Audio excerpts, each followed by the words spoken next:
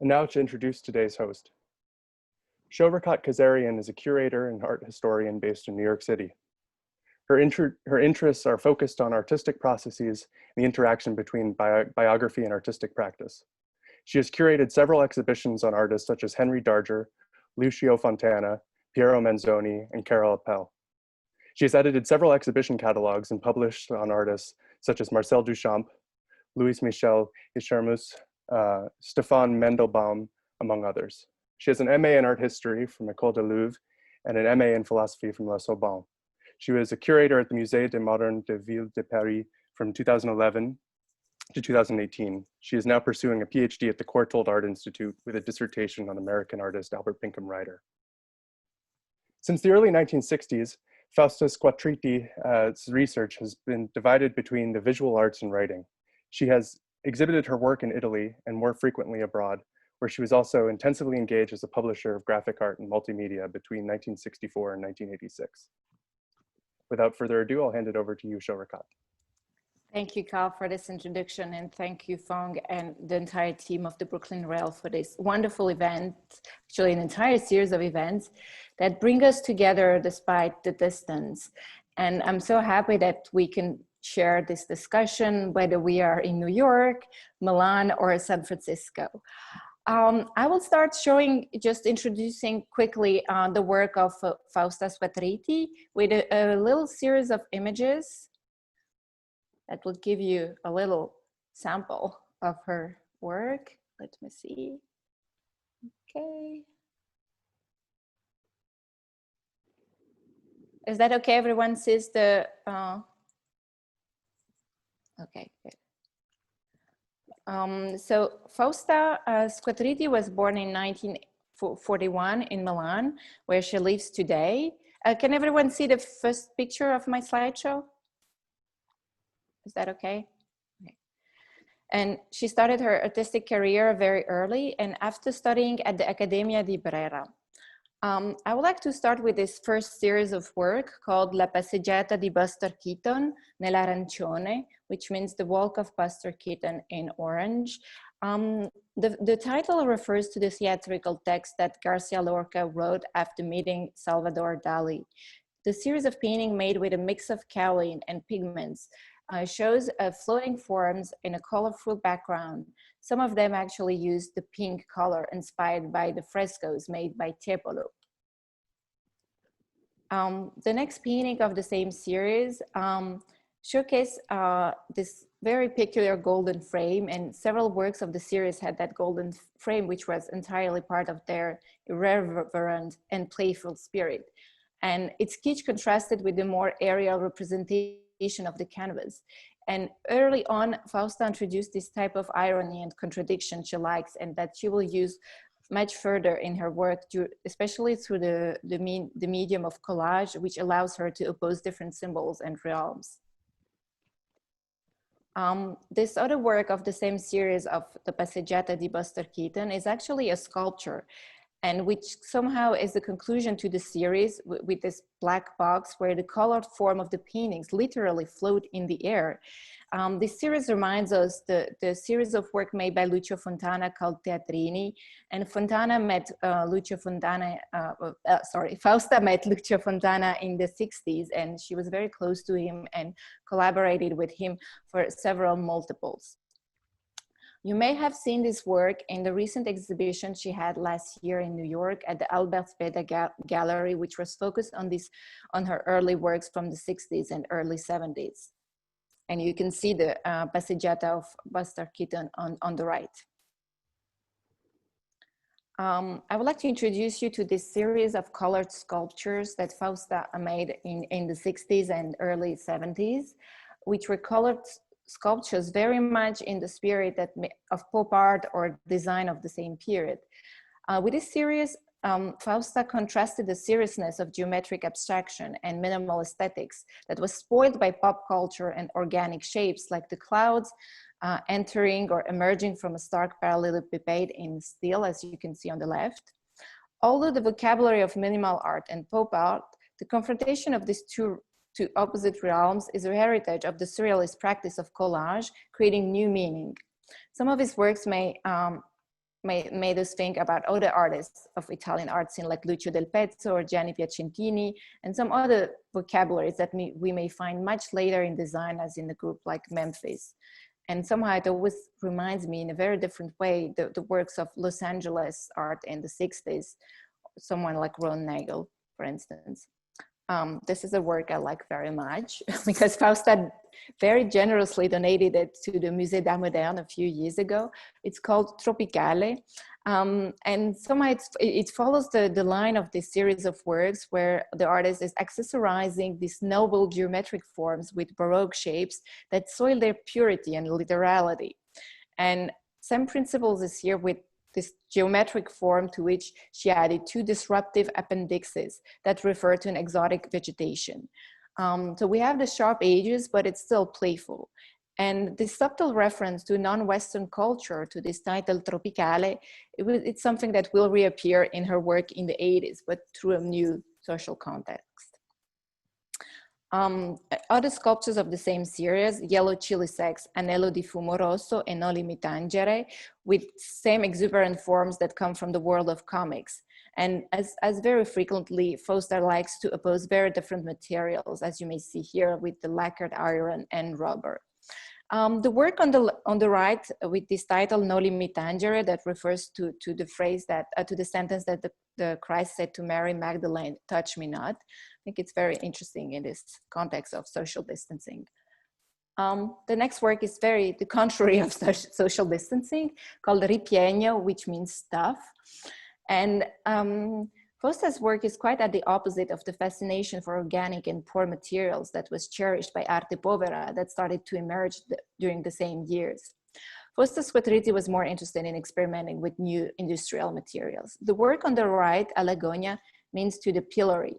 And despite its very colorful and happy colors and shiny design, the title refers to the cruel and archaic means of humiliation, punishment, and death. I think it's something that is very important because it's an aspect that will come back later in her work. And it's probably one of the first references to torture devices that will come in her work of the 90s, especially.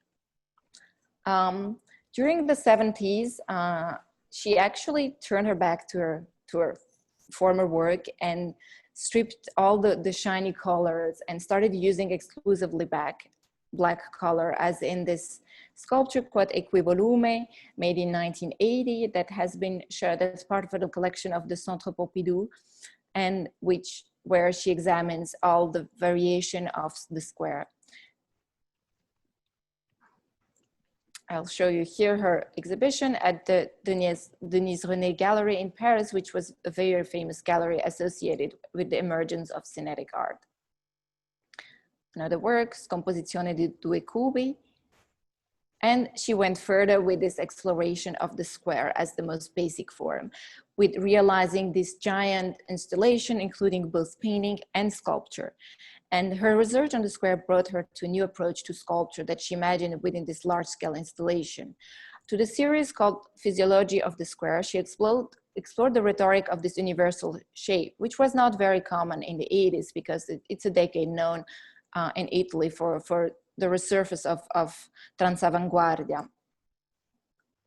Here, another of the series. In these formalist works, while her compositions followed the logical of mathematical series and the idea how a shape can generate another shape, I will quote a little sentence from her diary that she wrote when she was 17, and I think it makes a lot of meaning here. She said, "I'm fascinated by the philosophy of mathematics, the useless perfection, the beauty par excellence.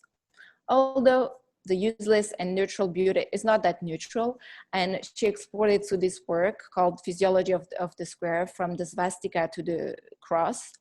So she explored how some geometric forms are not so neutral, especially the swastika and the cross, that are two symbols that will come back more frequently in her later work. Again, in the series In Segno di Natura, Islam Verde, in the sign of nature, green Islam, she explored through large-scale dipsticks the meaning of these geometric forms and how their ambiguous relationship works with decorative patterns, notably in Islamic art, when the same principle of a shame is repeated ad infinitum, as in the architectural motif of the Muqarnas. obviously it's also very meaningful when you think about these works in the context of the Afghan war in the 80s. After the series dedicated to nature, she did the series called Nel Regno Animale, in the reign of animals. This one is called Portrait of a Citizen, and this other one, Portrait of a Young Patriot. In the 90s, her work changed quite drastically to an extremely more violent world, where she would refer to the most devastating phenomenon of racism, such with the Nazi swastika or signs of the Ku Klux Klan. In the same period, she did the series The Tools of Trade, referring to torture devices and to the horrors of the civil war in Rwanda. Nel Regno Vegetale, she was very interested in the decay of plants suffering from deforming disease. So you can see here, nature doesn't refer to an Arcadian world, but to putrefaction and corruption. Something that also analyzed in the series Via Crucis, where referring to the more universal forms of martyr and suffering. There is an exhibition view of Sulla Poetica della Tortura that was in Dortmund from the series Se libera nos a malo, which means deliver us from evil, which are the last words of the Lord's Prayer. In the series Ecce Homo, she explored human madness inspired by images of an asylum. And in this, one of her latest series, Beata Solitudi, Sola Beatitudo, she explores assemblages of various materials and iconography, something she likes to do a lot, opposing different materials, some forms that she used before and some other new forms as well. And this work is an homage to Giovanni Sigantini, the Swiss painter of the late 19th century. And the work, the Rerum Natura, is based on observation of nature and the minimal possible perceptions of it. The series title refers to the Roman poet and philosopher Lucretius, who explains the nature of things through the form of a long poem. I would like to end here and also speak about slightly the career of Fausta as a writer of novels and poetry. By reading one of her first poems that she wrote in 1960 when she was 19 years old, which was called Open Letter to.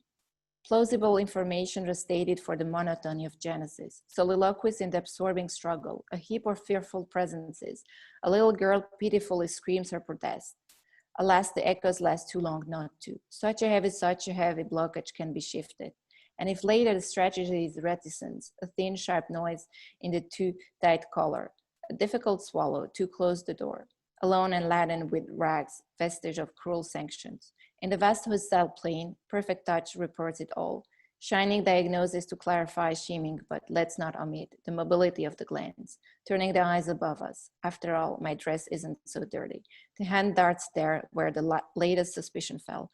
A pensive dove will offer her sleepy white cheek, a beating of wings next to her flutter of lashes.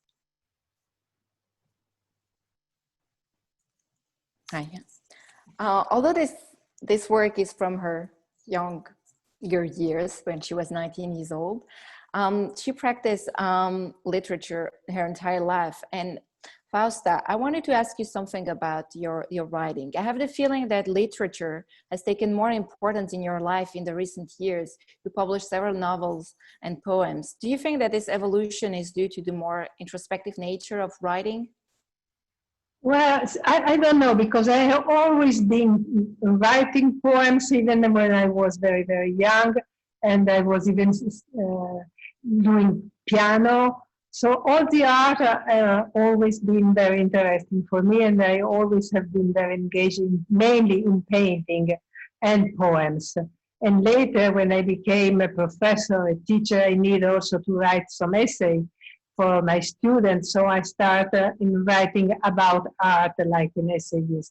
And also when I was taking care of the Venice Biennale, the edition devoted to the color, I had to write critical essays. So I understood that I was capable to do that.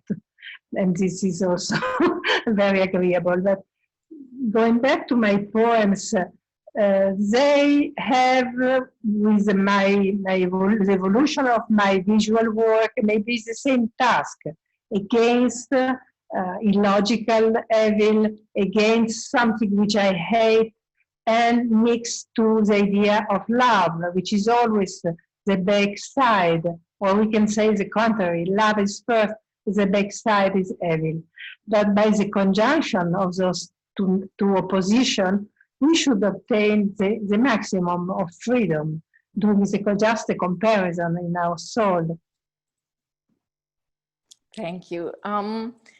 You live in Milan and you're just coming out of quarantine. Italy had one of the highest death rate due to COVID, and the lockdown has been probably the hardest and longest, with no possibility to leave the house except for emergency and food shopping activities for which a written certification was required, and policemen in the street made sure that the rules were respected. And I can only imagine the level of fear and anxiety for everyone living in Milan. And we all heard about the situation in the news, but I wanted to know your own experience during this difficult time. Well, of course, I had a lot of fear, like everybody.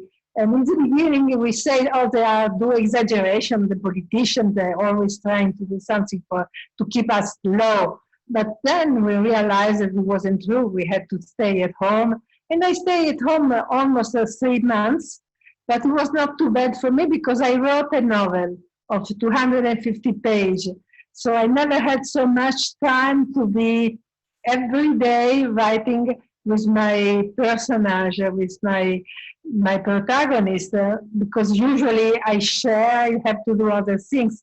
So I had a total immersion in my writing, in my actor, who at a certain moment, they decided what I had to do with them. This is very interesting because you write, you have a general idea, but you don't know how it will go out.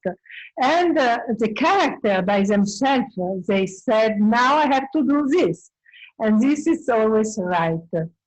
And then it is a problem of cleaning the language. Now I am to my 5th correction, and will be even more and more, because the language for me had to be like some water who flew from in your kitchen, very soft and beautiful and without any stop. This is a language, pure, especially when it is complicated. Okay. I want to ask you something else, because as we have seen in the presentation I just made, there have been many brutal changes in your works. From the joyful, colorful sculptures of the 60s, you switched to radically different styles, stripping of color and humor, and then in the 90s you made installations and diptychs with a more figurative language.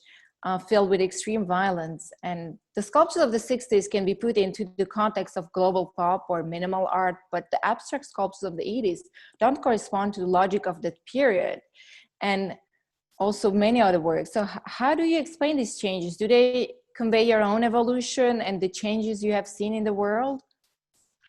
Yes, listen, I am not always the same person, and the world around me is not always the same. So when I start in the beginning of the 60s. Well, first of all, I would like to say that I was, since I was a child, study on the book, on the library of my parents. So art has always have been a very deep and natural passion for me.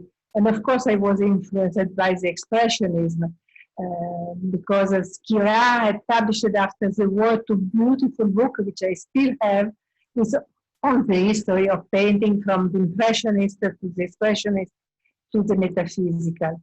And then when I was 12 years old, my mother took me to the exhibition of Picasso in Milano, in the Royal Palace, who was still bombed because only 6 years after the war, 6 or 7 years. So to see Guernica inside of these damages room for scusa Fausta, can you just puoi allontanarti un pochino dallo schermo? Oh, good. Yeah, sorry for interrupting you. Good.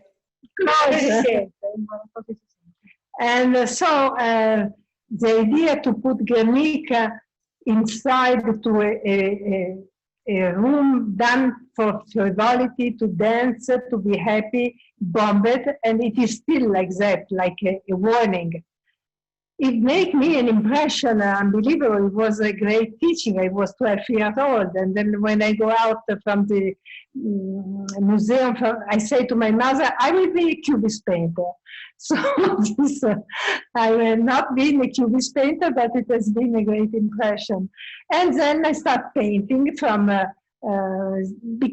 because at school they used to put a nature morte, we have to copy it. And I never liked to copy nature, I never did it. But I was obliged, I was at school. So I decided to paint just a detail of the canvas, the handkerchief, which was done with some flower. And from that, it became abstract. My professor was not happy, but doesn't matter. I started doing the tiepolo. I don't know why, the big large surface. I was in Venice visiting the great fresco. And I found the little angel very funny. And there was a year of the pop art, of the beginning of the strip comics and of the pop art. So it was very funny to mix something like the big sky, yellow, red, rose, pink, and blue.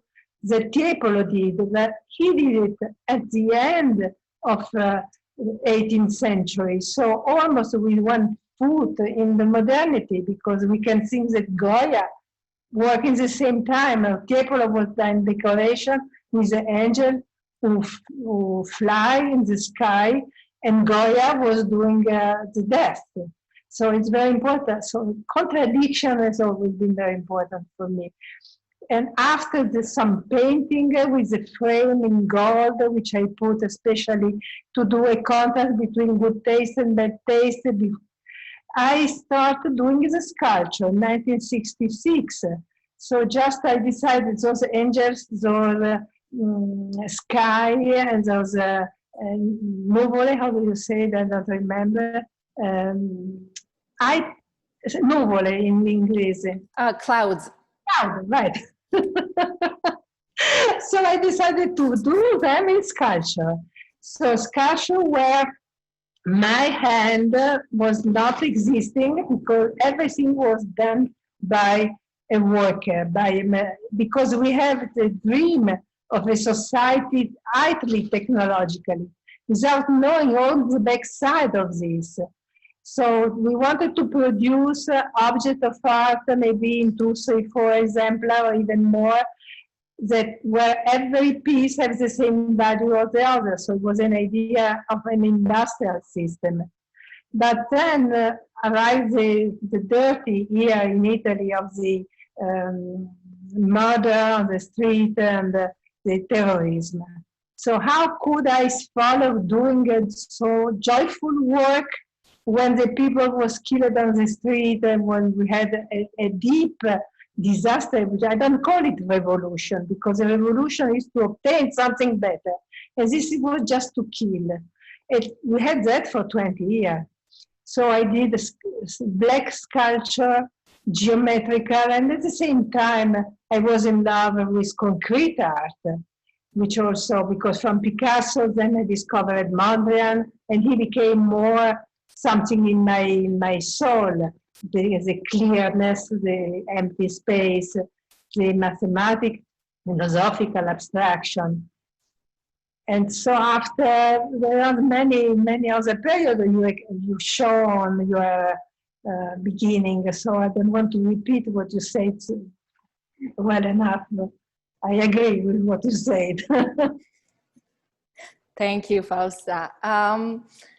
You have worked with so many artists in the production of multiples. I mean, Lucio Fontana, obviously, as we know, Man Ray or Niki de Saint-Phal. What can you tell us about the experiences of working with other artists, just collaborating and making multiples? If you have any nice stories to tell us. A lot. It was a fantastic period, because Sergio and I, we was married in New York in 1968. And in occasion of my solo show in the Barbara Kotz Gallery, so we said, okay, we are here, it's easy. we can do just a blood test and get married. And so when we went back home, our parents will be satisfied.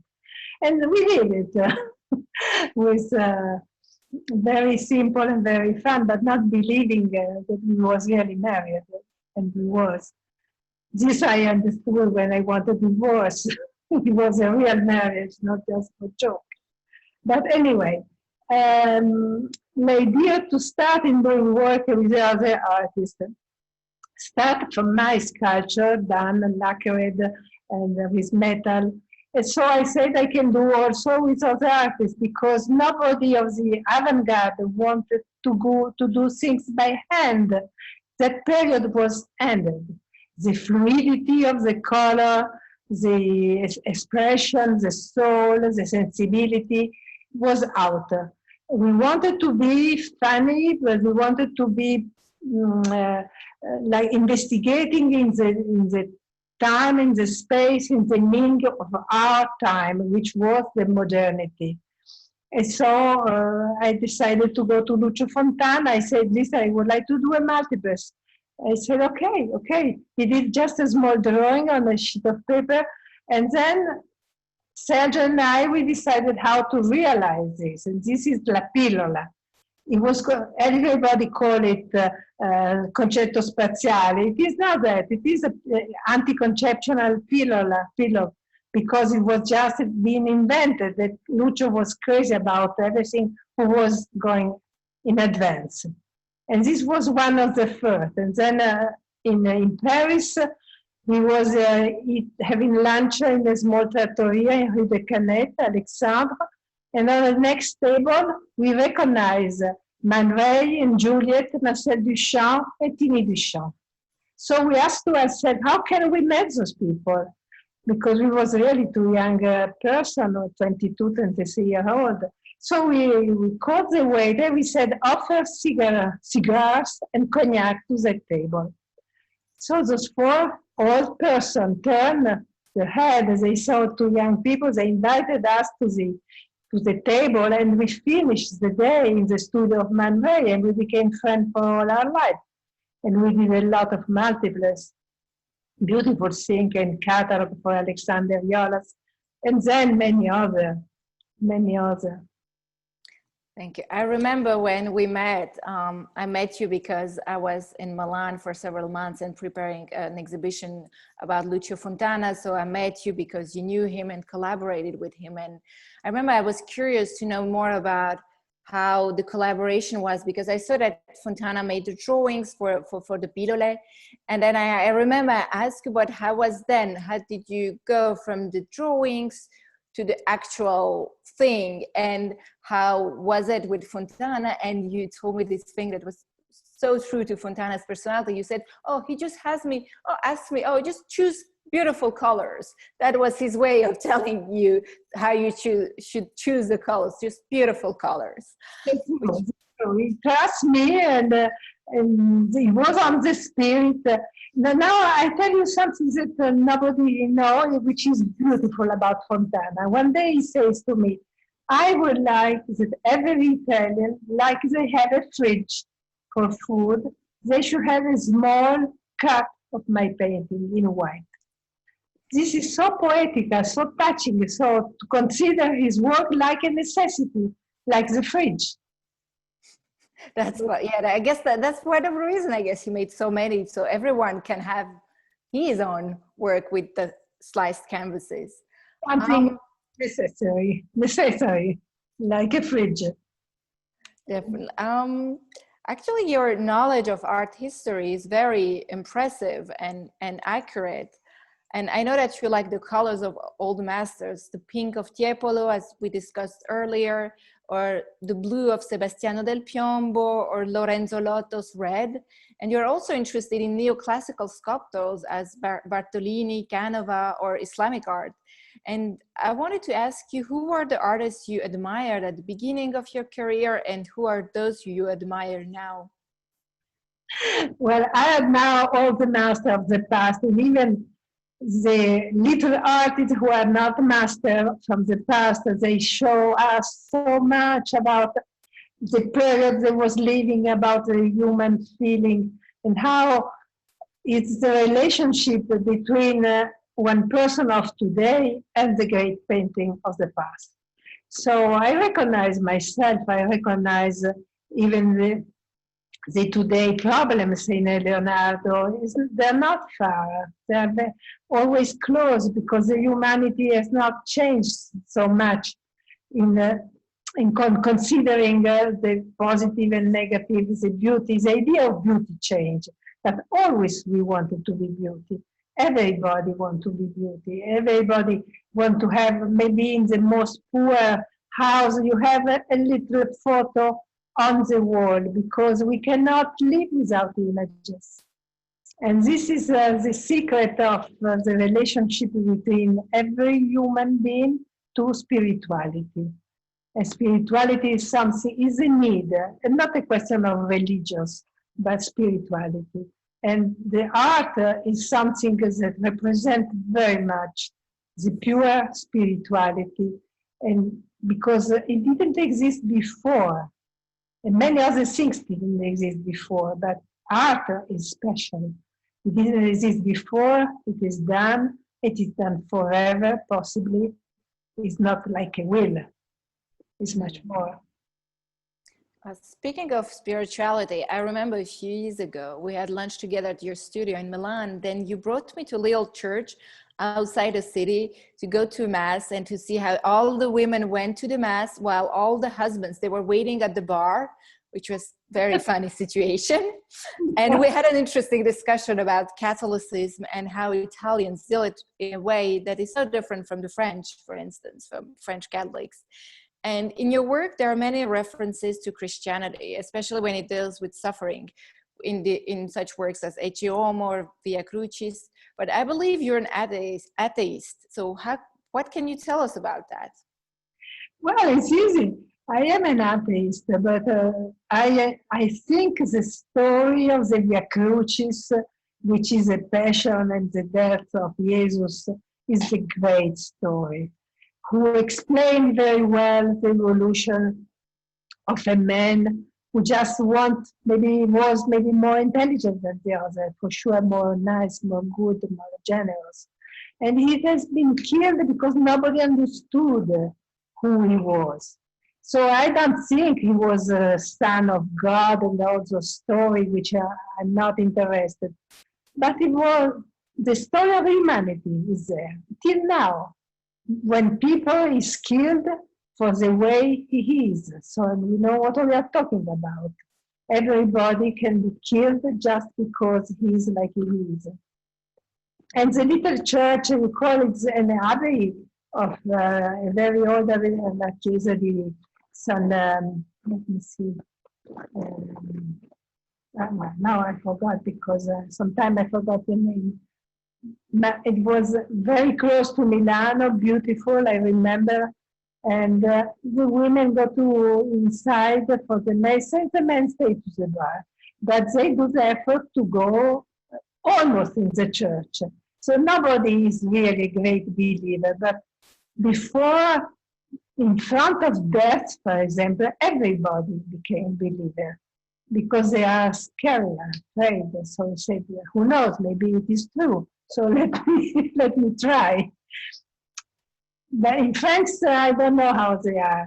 But I know that in America, for instance, many people is religious, not necessarily Catholic, but to belong to a religion is like a necessity to be in group, to be that somebody say to you what you have to do, which is something which I hate, but most of the people like it and they need it, unless they get lost. And we don't want to be alone. Nobody wants to be alone. About not being alone and community, are there any living artists that you like in particular? Yes, sure. Well, of course, in my heart, I have Fontana, Capogrossi, I have Rothko. But from the younger situation, I have, for instance, Misha Henner, which is a good artist. No, I will start for another generation. I like very much Anish Kapoor, which is talking about spirituality. He does it very well. So looking at one of your work, you are really succhiato inside the earth of humanity. And you can be lost, but it's also very intriguing. It's beautiful to be lost inside a hole of Anish Kapoor. And on the other side, which is not something very close to my feeling, but I admire Damien Hirst and Catalan. So Damien Hirst, when I saw for the first time the cow cut it in two, it was in the Venice Biennale, I was positively shocked because it was very new. Nobody did something like that at the time. So to show the inside, to do it cool, like a medical things who have to be kept for study, that was great. And then it became things that which I like less. But for instance, the big exhibition in Palazzo Grassi 1 year ago, it was a masterpiece in terms of the best kitsch which is possible to be done. And when it is kitsch, it's not bad taste, but the kitsch is an exaggeration of creativity.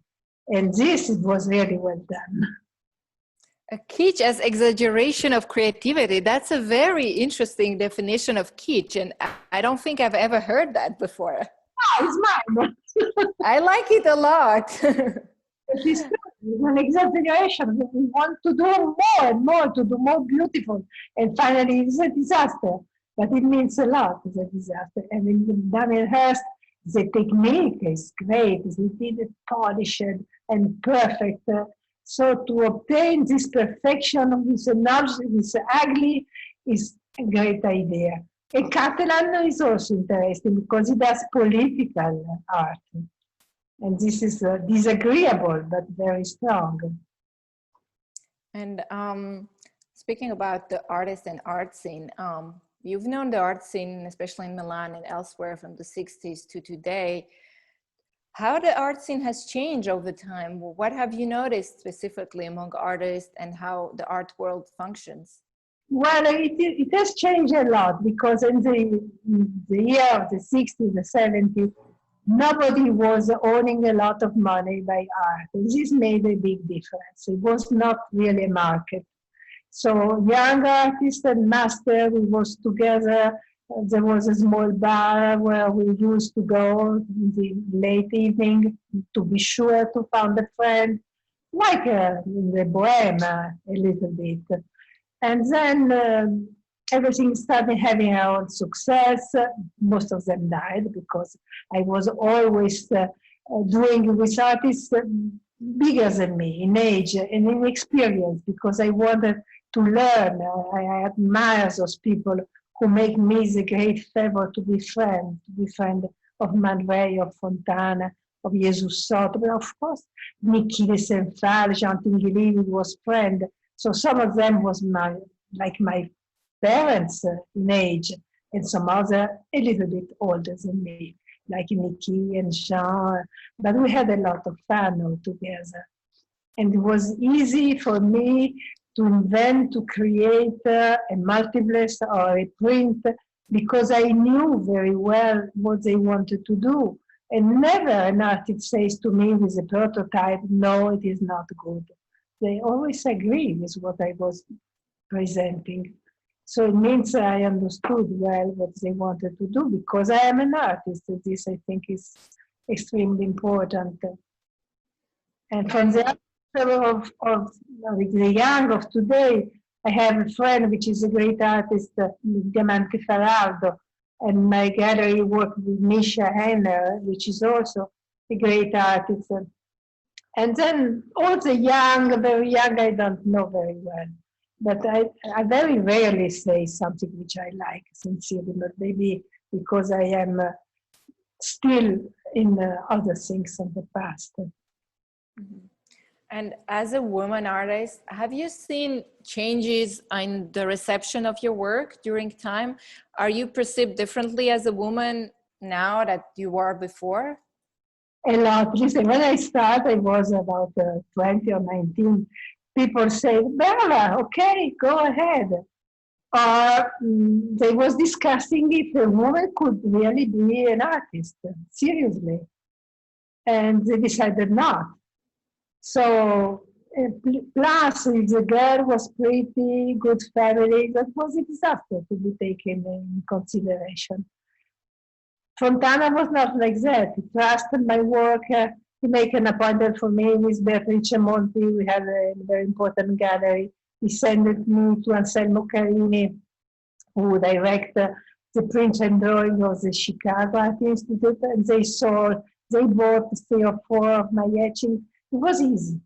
And even to say things or to produce, we needed paper, beautiful paper. I was going with my little car, I was buying the paper without any formality. And now everything is different. And many multiples has been done very badly by other publishers. And this became the end of the multiples, because to have a unique things, of course, have more value. But to have a unique piece, which can be multiplied, many people can have a unique piece because the beauty doesn't change, was also a great revolution, social and emotional revolution. But if you do an object which is not well done, the material is too poor, and you do it in a certain thousand of number without signature, and plus it is broken immediately after because the material is not good, this makes a disaffection of people. And so we went back more to the unique piece. Great. I wanted, before we move on to the questions, because I can see people have very interesting questions, I would like to ask one last question, not a happy one, but what do you think about death? Do you think that as an artist, you think death differently? No, I don't think so. Just death is the last experience we can have. So I will say everybody think it will be better to die during without understand anything that we are dying, we are sleeping. Okay, I agree. But if I talk on an intellectual point of view, I would like to know when I am going to die, what happens. It is an extreme experience, which is not very helpful for them because we have no future. But it's the last possibility. And we live all the time compared to death. This is our alter ego, nothing to do. So I don't hate sufferance, of course, but death is almost a friend because it's the other side. And if you recompose the death and life together, you obtain something equal. Carl, what do you think? Shall we move on with the questions? Because I see that. I think so. We have been talking enough. That sounds good to me. Thank you, Choghakate, for your questions. That was really a wonderful moderation. I think we saw one from we saw a question from Carlos Basualdo. Would you like to ask what you had written in the chat? I'm requesting to unmute you.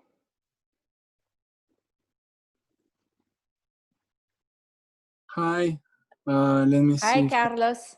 Let me see if I can this. Yes, here I am. Hi.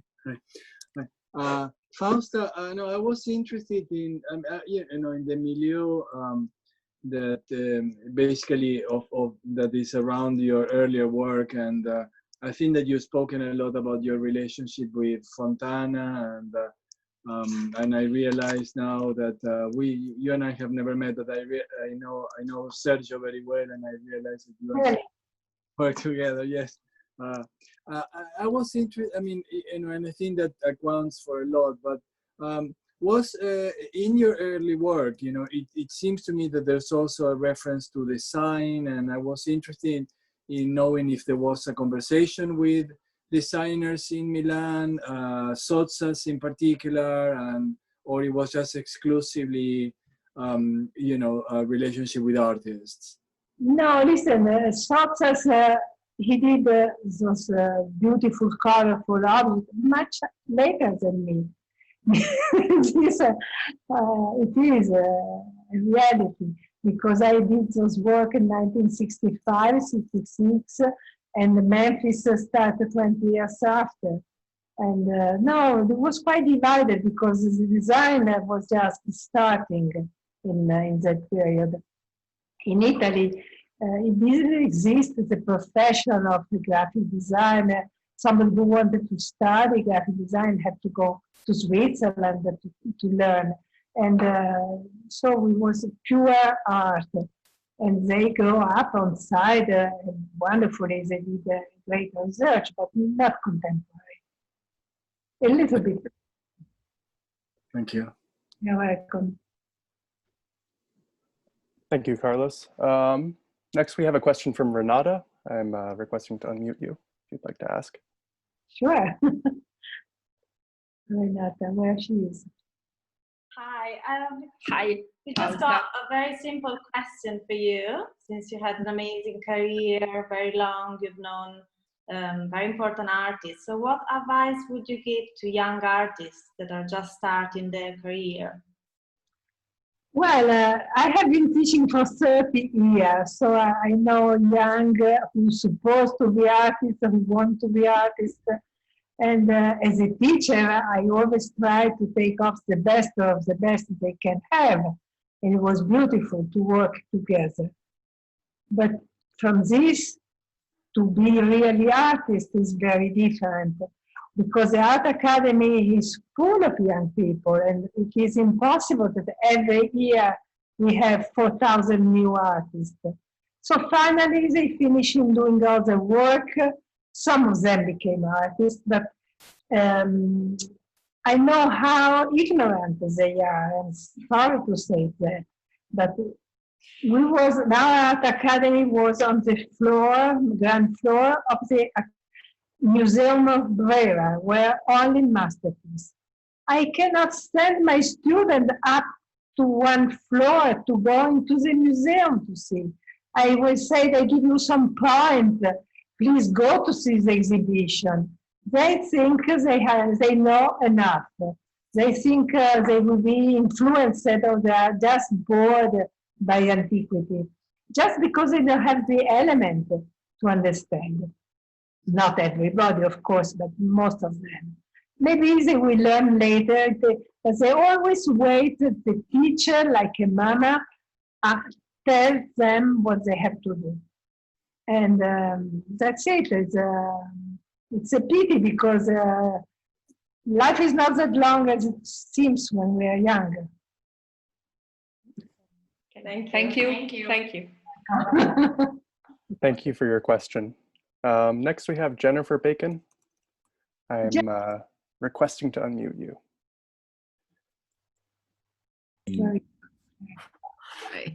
This is Filippo. Fausta, come stai? Bene, sopravvivo. Great to see you online. Hi, everyone. We're in the country up here in the north of New York. I know, you're like... I know that you know. Yeah, no, I had a note on the context in which your work was grown, as I know a little bit of directly of the art world in Italy in those years. And just to put it into a context of what was in Milan, in Rome, in Torino, working in those years, and also as a woman to work in that world, because we know that was not easy. Dada Milan had difficulties, Carorama in Torino was considered, Carla Cardi had to tell her parents in Sicily that she was going to be an architect, because as an artist, I would not let her go with San Filippo to Rome. So it was a difficult period. And also there were some schools in some ways, because in Fontana Milan was kind of a dogmatic school, where in Rome was a little bit more open in that sense. But your context is not just that of a writer and an artist, is that of a poet, a teacher. You wrote for theater, you had this incredible, amazing connoisseurship with Man Ray, with Tinguely, with Marcial Raiz, with Soto, with Getulio Alviani, with an entire array of artists internationally in Italy. So my longer speech is, the question is a little bit how because there was a research in Italy on the kind of geometric work you were doing, which was, yes, arte concreta, but it was on the other side with Veronese. In Milan, there were a lot of artists that were working on that, Lice Lazzari, and there is a tradition in that kind of work. So I'm curious how in that world, which was pretty close because there were few galleries in the world, I mean, Denise René in Paris and another few in South America, but how was the reception of that? I think the question was already asked in a way. I wrote it down, but was already asked. But I'm interested in that, how you fit and your work fitted in that world. Well, I'm glad to answer to you because when I started my career, I was in love with Mondrian. I said when I was child with Guernica and was right to start with something passionate. But then a year later, they did an exhibition by Mondrian in Milano. And there I discovered the geometrical abstraction and I became in love. And I was in Dutch to see the Stedelijk Museum. I discovered Malevich and Van Desburg and all that. So I remained faithful to geometry for a long time. But in fact, it was completely out of the interest of people after the Second War. And I have an idea why. Because it was an art, geometrical art, is very ideological. So the ideology has been negative for during the war, because the fascists, the Nazi, are ideological, because it's not something positive. So we needed, after the war, after the tragedy, to go back to Picasso. We start again from Picasso, and all the great artists, geometry, they remain apart, like Mauro Reggiani, Veronese, and the group, tutti questi. Yeah. But after, internationally, Denise René had a great importance because she rises the reputation of Vasarely, of Soto, and she has been busy all her life with geometry. And so later it became to be more up in the history of people, even the Italian great geometrical artists, but they remain always apart. You would say is more a Milanese, because the same happened in Rome with Rauschenberg with the show in '58 that Burri and everybody saw, and it changed their mind. But Rome was less dogmatic, let had this teacher. So, I mean, it's more a thing from the north, but you had very close connections to a group of mind-like artists all over the world, which was very strong. Getulio was in Brazil, and in Coso came back. There was all this connection of going back and forth. I remember Soto in Torino, in Milan, in Rome, with guitar and etc. Phenomenon, the optical art. Right. And with the great exhibition in the MoMA of the responsive eye, right. That was very important, but it became immediately fashion. The day after, everybody was wearing white and black. We have boots white and coat black, and we have jewelry in plastic. It was fantastic, very amusing. But to turn the geometry into something like something for decoration, which was also a possibility, but not only. In geometry is some artists, they do the portrait from the real of geometry. And some others, they build the geometry with like a spirituality there inside of them. Of course, there are big differences always between who do an art academy and who builds the idea. The first is always important. Yeah, I'm fascinated by the development of your work in the years. I mean, you arrived now to Segantini, to the white painting coming from a geometrical. I mean, it's the same process Calderaro or other artists that have been working on that topic. I don't want to take more questions, sorry. Tell me. Time. Thank you very much. All right. All right, next we have a question from Aretsu. I'll ask to unmute you. From who? Aretsu Mazzini. Where is he? Are you there?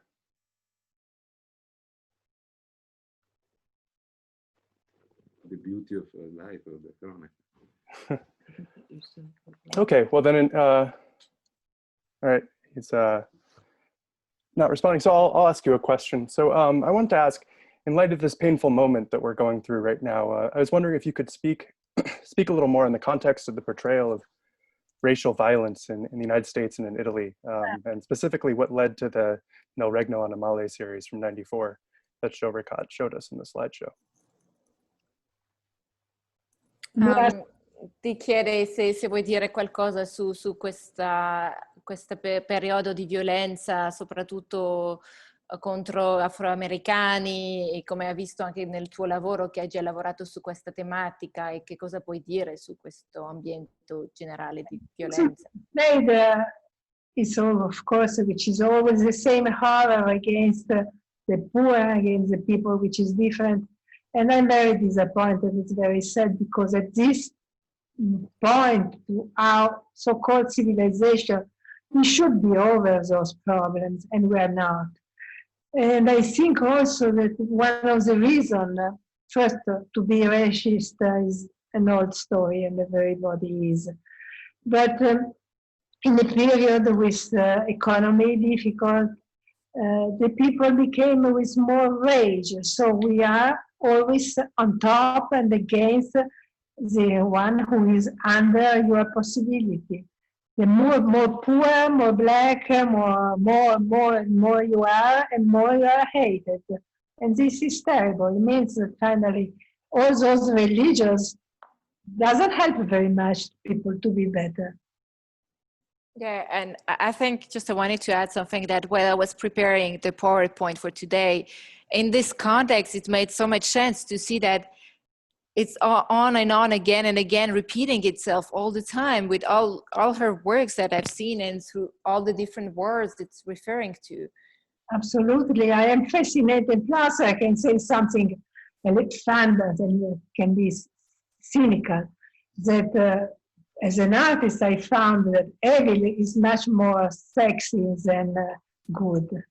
If I paint, if I take care of the Ku Klux Klan basket of something horrible, it had more meaning for me. I cannot paint just a basket of flowers.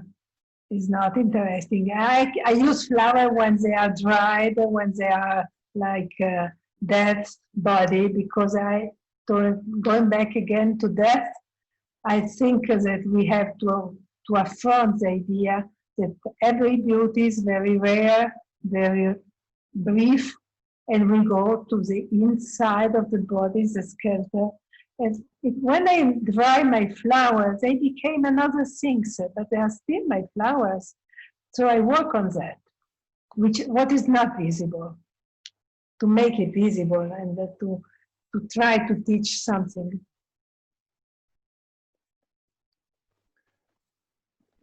All right, well, I think on that note, I think we'll move on to the next section. Thank you, Fausta, for your words and for your work. Thank you to you. Thank you. Thank you to all the staff of Brooklyn. Thank you very much. So the Brooklyn Rail has a daily ritual of ending lunch with a poem. And so today we're thrilled to have San Francisco-based poet Alli Warren reading for us. A little more about Alli. Alli explores themes of social, economic, and personal desire in her poems. She is the author of 3 poetry collections.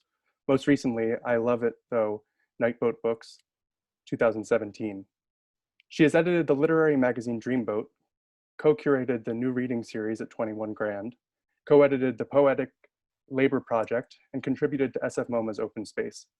She lives in the Bay Area. So Alli, are you there? Here. Thank you. Hi. Hi, everyone. Thanks for being here. Thanks, Brooklyn Rail, and thank you, Fausta. That was really great to learn more about your work and hear that conversation. Thank you. I'm just going to read one poem from my new book, Little Hill. It's called Visual Litter. It was during this time that I was most asleep, pecking at possibility, at least water, over Greyhounds and Manhattans, over beers and ciders and spritzes and vermouths and sherries. There are lots of ways to measure the same feeling. Some persons in hats are walking around on a roof. Some persons are beating skulls and shopping on bone heaps. The dollar we exchange means our palms don't touch. The tearing, cutting, chewing, and balling up of food is for digestion, which is the transformation of milk into blood, behaving like accounting, constant as it flows, and it goes on behind our backs and in plain sight, a horde that flexes in flux, monetizing the waste of the problem, my person, or rather my pocket, alternating heat, cooling, and light. I cross traffic to sit at the fountain, but the fountain is gross. I err when I naturalize it. Will you understand my messages even though I don't have a tail? I pass mile after mile of excessively verdant fields. I tell the sun and the crops to get a room. I move to Prunedale to reconnect with nature, by which I mean prunes. It is there where I make my discovery.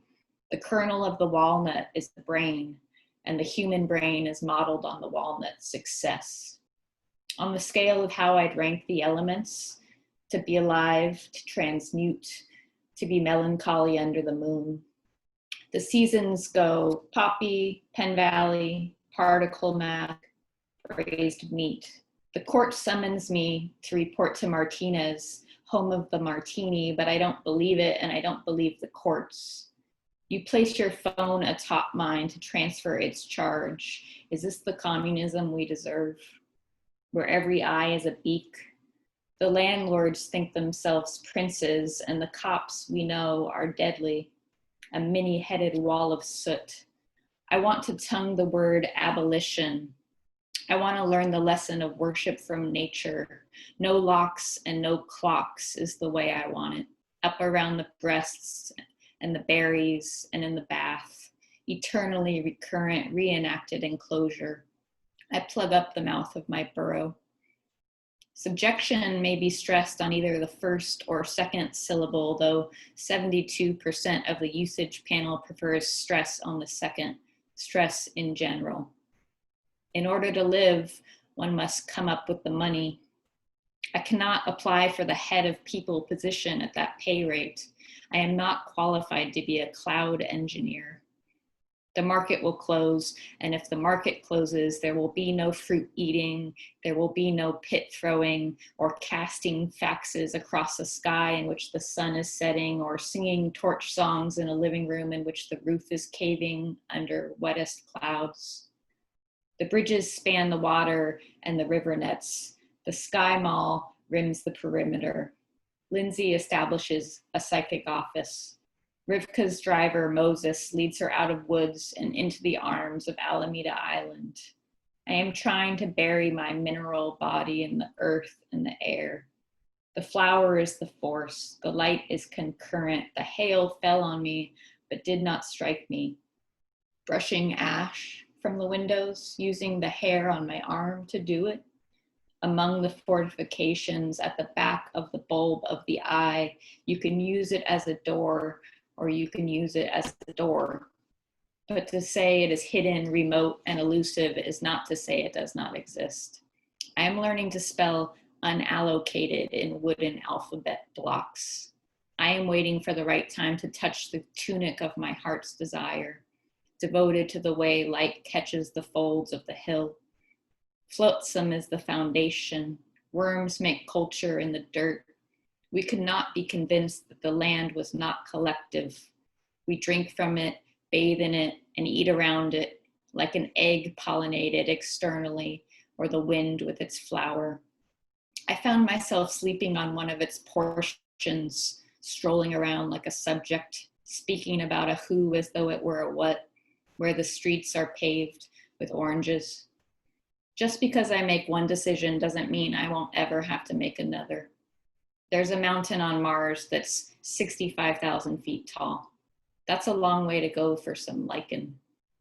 I'm grateful the market put an iron sheet over my face. Lay me in bed and bid my prosecutors hasta la vista. this is the cake that got rained on. Thank you. Thank you, Alli. That's beautiful. And thank you to everyone who participated today. So tomorrow, we invite you to join us for a conversation between the iconic photographer Chester Higgins Jr. and our publisher Fong Bui. So that concludes our program. Feel free to unmute yourself and say goodbye as you leave. Hi. Hey, Thank you, Fausta. Thank you, Choghakate. Thank you. Fausta. Thank you, Choghakate. Bye. Thank you. Thank you. Thank you, Francesca. Thank you, Francesca. Francesca. Ciao, Luca. Thank you so much, Fausta, Choghakate. Thanks for coming. Thank you, Lee. Hey, Angela. Good to see you. Hey, Ciao, Angela. Ciao, Bella. Ciao, Yassi.